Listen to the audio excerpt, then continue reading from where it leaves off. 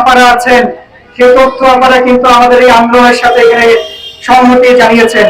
বন্ধুগণ, আমরা আমাদের সমাবেশের পক্ষ থেকে তাদেরকে বিপ্লবী অভিনন্দন জানাই এবং আমরা একই সাথে বলতে চাই, এই যে আজকে আমরা ধর্ষণের ঘটনার বিচার চাইছি, তার বিরুদ্ধে দাঁড়াচ্ছি, আমাদের কিন্তু মনে রাখতে হবে এই যে আমাদের নারীরা আছেন, এই নারীরা কিন্তু আমাদের একই সাথে ঘরে বাইরে যেভাবে করে তারা অবজ্ঞার শিকার হয়।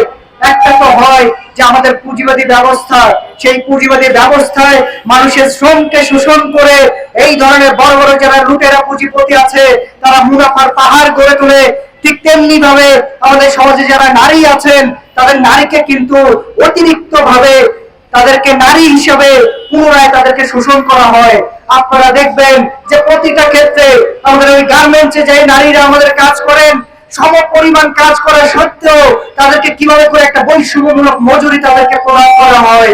ঠিক তেমনি ভাবে আমাদের এই তথ্য আপনারা তাদের জীবিকার জন্য আজকে এখানে লড়াই করছেন। আমরা বলতে চাই, আজকে ওই লড়াই এবং নারীদের প্রতি যে নিপীড়ন হচ্ছে সেই লড়াই কিন্তু বিচ্ছিন্ন কোনো লড়াই নয় এবং তার ফলে আমরা কিন্তু সর্বাত্মক ভাবেই আগামীতে আমাদের এই লড়াই চালিয়ে যাব।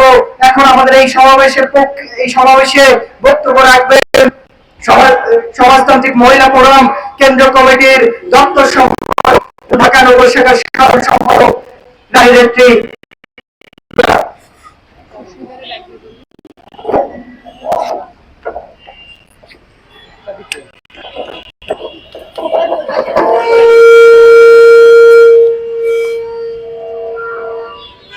ঠিক আছে, এটা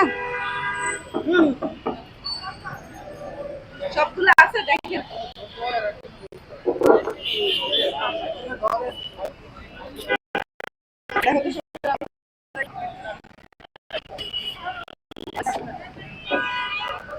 ঠিক আছে, কথা বলা যাবে।